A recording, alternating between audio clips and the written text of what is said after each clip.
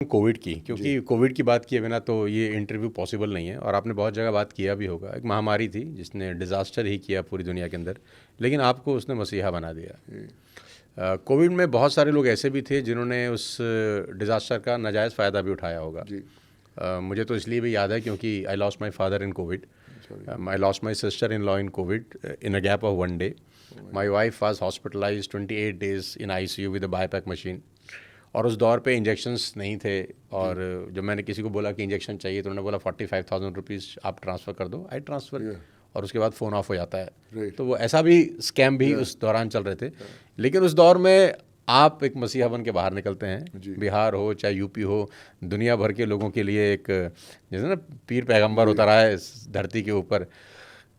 ये मतलब पहले से था कि मेरे को सोशल कॉज करना, या वो इंस्टेंट कुछ ऐसा हुआ कि उस डायरेक्शन में चलते गए और चीज़ें बनती गई? वो इंसिडेंट हुआ।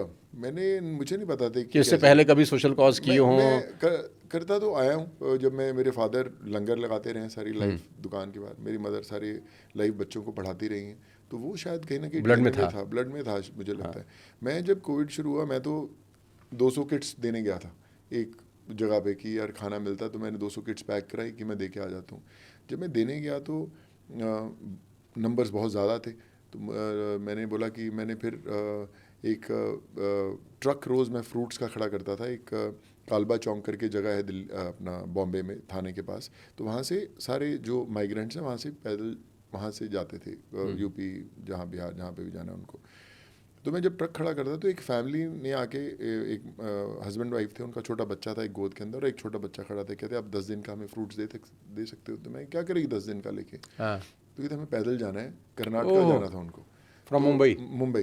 तो हम धीरे धीरे खाते जाएंगे। तो मैं क्या पैदल छोटे से बच्चों को लेके कैसे जाओगे आप? तो कहते नहीं सर, और कोई तरीका नहीं। तो मैं बोला कि अगर मैं आपको बस करवा दूँ तो आप लाओगे? कहते हम 300 350 लोग हैं, पूरे एक कम्युनिटी थी उनकी, बंजारों की कम्युनिटी थी। अच्छा। तो मैंने बोला कि मैं ट्राई करता हूँ। तो मैं वहाँ से पुलिस स्टेशन गया सीधा। पुलिस स्टेशन जाके मैंने जब बात किया तो कहते नहीं, permission are not allowed, buses नहीं चलेंगी। तो मैंने बोला देखो पैदल तो जा ही रहे हैं, तो बस भेजने में क्या दिक्कत है? कहते ना तो आपको ड्राइवर मिलेंगे, ना आपको उस स्टेट की परमिशंस मिलेंगी जाने के लिए, और ना बीच वाली स्टेट की परमिशन मिलेगी। और इधर मुझे जितने लोग जाते हैं उनके सबके कोविड टेस्ट चाहिए। अगर आप सब वो ओके करवा के ला के दोगे और बसेस की परमिशन ला के दोगे, उस स्टेट के अंदर आने की परमिशन ला के दोगे, तो मैं अलाउ करेंगे हम लोग। और तभी पहले कभी हुआ नहीं था ऐसा। तो मैंने वो कर दिया। मैंने स्टेट्स में बातें खुद की, से फ़ोन लगा खुद के, से फ़ोन, जो खुद अपना सबको फ़ोन रिसोर्स लगाया लगाया या, है। या। तो सोशल लगाई, मैंने परमिशंस ली, बसेस ली। बस के ड्राइवर माने ना जाने को भी, हम तो मर जाएंगे, हम कैसे जाएं? तो उनको ज़्यादा पैसे ऑफर किए। मैं कि तुम जा तो सी यार, बचाएं, थोड़ा ह्यूमैनिटी का एंगल दिया। और वो 10 बसेस मैंने रेडी की जाने के पहली लिए। बार कर्नाटका? पहली दफ़ा 350 लोग गए थे उसमें। और जब मैं छोड़ने गया ना सुन भाई, तो सारे लोग, उनकी आंखों में आंसू थे, रो रहे थे। कोई पैर छू रहा था कि सर हम बच जाएंगे तो मैं वापस आएंगे। तो एक ऐसा, जैसे फिल्म में एक म्यूज़िक चलता है ना आपकी लाइफ के अंदर, हर चीज़ स्लो मोशन में दिखती है। और मैं जब वापस भी आ रहा था उनको छोड़ के, तो हज़ारों लाखों लोग जो फ्लाईओवर्स के नीचे बैठे थे ना, स्लो मोशन में मुझे जाते हुए दिखे। और मैं घर जब पहुंचा तो मैं अपनी वाइफ सोनाली को बोला कि अभी कुछ वो करना है जो ना, मुझे पता नहीं मैं कर पाऊंगा, लेकिन मैं कर दूंगा कैसे। तो देख क्या, मैं कि इन सबको घर भेजना है। बीज धरती में लग गया है। लग गया था। और फिर मैंने एक अपने आप से वादा किया कि जब तक लास्ट माइग्रेंट पूरे देश का वापस नहीं जाएगा ना, मैं इनको घर कहाँ भेजूंगा। कहाँ से इवैक्यूएट किए? पूरे जम्मू कश्मीर से लेके कन्याकुमारी, ऐसी कोई जगह नहीं जहाँ पे नहीं किया मैंने। हर एक स्टेट के मेरे पास, मैं उस समय 20-21 चीफ मिनिस्टर से उनसे बातें करता था मैं। हर स्टेट के नोडल ऑफिसर्स, हर स्टेट के कलेक्टर्स, डिप्टी कलेक्टर्स, उनके रीडर्स, उन हर से बात करता था। अपने पुलिस स्टेशनों से बात करता था, ट्रांसपोर्ट, हॉस्पिटल्स, खाने वाले, सबसे बातें की। ट्रेन्स महाराष्ट्र और से दिल्ली से नहीं शुरू हो रही थी, कुछ अंदर पॉलिटिकल प्रॉब्लम्स भी चल रही थी। तो रेलवेज़ में बात कर रहा था, MEA में बात कर रहा था। हर जगह जहाँ मुझे मौका मिलता, मैंने जब फ़ॉरेन की वैक्यूएशन करवाई तो 6 कंट्री से करवाई थी उस समय। Kyrgyzstan, Kazakhstan, Uzbekistan, Georgia, Philippines, Russia. 12,500 students evacuate कराए बाहर थे, से? मेडिकल स्टूडेंट्स यहाँ। अरे तो बाप रे बाप, उसको बहुत कॉस्ट भी लगा होगा काफ़ी। कॉस्ट लगा था, काफ़ी लगा था। जेब फिर से लगाया हो? मैं जेब से लगता था। और फिर इतना मेडिकल, पैसा? नहीं देखिए उसमें क्या था कि जैसे मेडिकल स्टूडेंट्स हैं, तो मुझे याद है कि एक MP थे, मध्य प्रदेश के एक MP थे, उनका बेटा किर्गिस्तान में फंसा हुआ था। तो उन्होंने बोला कि यार सुनो वहाँ थे, तू हेल्प कर हमें निकाल। तो मैंने बोला कि सर MP तो आप हो, मैं कहाँ से हेल्प करूँगा, काम आपका है। तो कहते नहीं तेरी आवाज़ सुनी जा रही तो कर। तो मैंने वहाँ के एम्बेसडर से बात किया, प्रेसिडेंट ऑफिस में बात किया, तो उन्होंने पहले तो एकदम मना कर दिया, फिर थोड़ी मशक्क़त के बाद 2 घंटे की परमिशन मिली, लैंडिंग परमिशन। तो मैंने जब उनसे एक ग्रुप्स बनाए, किर्गिस्तान के अलग ग्रुप से, उनके लीडर से, अभी भी मैं दिखाता हूँ आपको व्हाट्सएप, नाम नहीं पता, किर्गिस्तान लीडर 1, तो कजाकिस्तान लीडर 2, ऐसे नाम थे उनके, अभिषेक नाम था, ऐसे अलग अलग नाम से। तो मैंने बोला कि तुम बनो। और अच्छा, उन स्टूडेंट्स को जब पता चला कि ये निकाल रहा है बाहर, क्योंकि उस समय बहुत सारी इवैक्यूएशन मैं ऑलरेडी करवा रहा था, तो लाखों की गिनती में, हज़ारों की गिनती में मैसेजेस आने शुरू हो कि हम यहाँ फंसे हैं, वीडियोस आने शुरू हुए, देखो हमारे स्टूडेंट्स मर गए, सर आप निकालें। तो उनकी होप बनी। तो मैंने जूम कॉल से बात की, कई हज़ारों स्टूडेंट जुड़े उसके अंदर। तो मैंने बोला कि मैं तब पॉसिबल होगा जब मुझे आप 1-2 लीडर्स बना के देंगे जिनसे मैं टच में रहूँगा, फिर वो आगे आगे कनेक्ट करेंगे। और जब पहली फ़्लाइट उड़ी थी, आई रिमेंबर, स्पाइसजेट की फ़्लाइट थी, किर्गिस्तान से उड़ी फ़्लाइट, और वो लैंड की थी दिल्ली के अंदर। वो उसने एक ऐसी बेल्ट शुरू की कि सिलसिला शुरू हो गया। और मैंने उन सबसे ये बोला कि देखिए आप मेडिकल स्टूडेंट्स हो, तो ऑब्वियसली आप अफोर्ड करते हो, इसलिए आप गए हो। मैं कितने लोगों को मैं उठा सकूँ, मैं 100 को निकाल दूंगा, 200 को निकाल दूंगा, 1000 को निकाल दूंगा।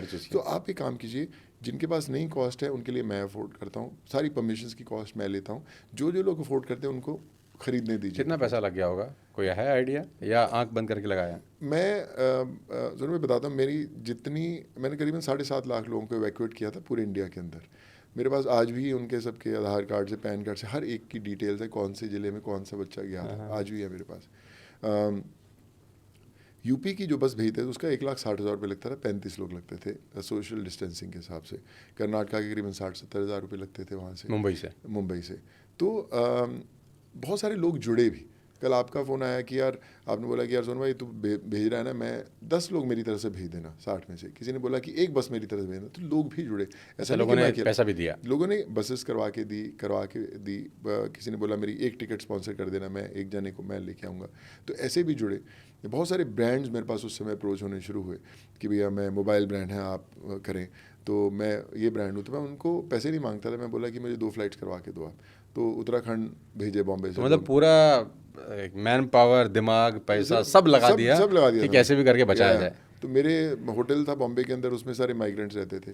जब ट्रेन चली तो मैं बांद्रा से 1155 लोगों की परमिशन मिलती थी एक ट्रेन में जाने की, ऑफिशियल। मैं 4-4, 5-5 हज़ार लोग चढ़ा देता था। क्योंकि मैं वीडियो देख रहा था आपके घर के बाहर कि आप वो कागज़ लेकर खड़े हैं, वो लंबा सा लाइन लगा हुआ है, जैसे वो जनता दरबार लगता है टाइप। वो आज भी चलता है। वो कल मेरा संडे था, कल पूरा वैसे ही था, 5-4 लोग। तो ये बिहार यूपी के लोग ज़्यादा थे इसमें? नहीं, हर जगह के। ये जो लोग हैं ये अभी के, ये आप करंट वीडियोस देख रहे हो। अच्छा, ये उस समय की वीडियोस नहीं है। हाँ, उस वक्त तो इतना भीड़ भी नहीं होता होगा। उस समय तो लोग आते थे घर जाने के लिए, फ़ोन पे चल रहा होगा, फिर फ़ोन पे चलता था, फिर उनको इलाज करवाने थे। जब घर पहुंच जाता था कि मेरी माँ बीमार है सर, इलाज करवा दो, आपने मुझे घर भेजा था। तो मैं फिर हॉस्पिटलों से जुड़ना शुरू किया, डॉक्टर्स से जुड़ना शुरू किया, इलाज करवाने शुरू किए।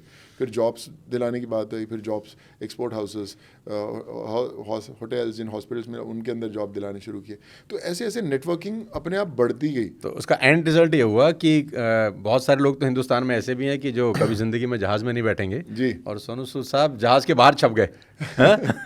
वो कैसा, वो क्या कहानी है उसकी? वो अपने आप ही हुआ। जहाज के बाहर मतलब अंदर नहीं जा पा रहे 90-95% लोग। तो मतलब पंजाब मोगा में भी बहुत सारे लोग हो सकता है जहाज के अंदर कभी ना बैठे, जीवन के अंदर बैठे होंगे। ये भी जहाज के बाहर छपा, मतलब वो एक, I think they did a tribute on their self, I think so kind of. SpiceJet था वो? जी हाँ, उन्होंने अपनी तरफ से जस्ट। कुछ लोग कह रहे थे कि PRV आ रहा है, खुद करा दिया शायद। नहीं, खुद नहीं करवा सकते officially. I can say that कि ऑल थैंक्स टू स्पाइसजेट कि उन्होंने ये किया मेरे लिए, कि जस्ट टू ऑनर दैट।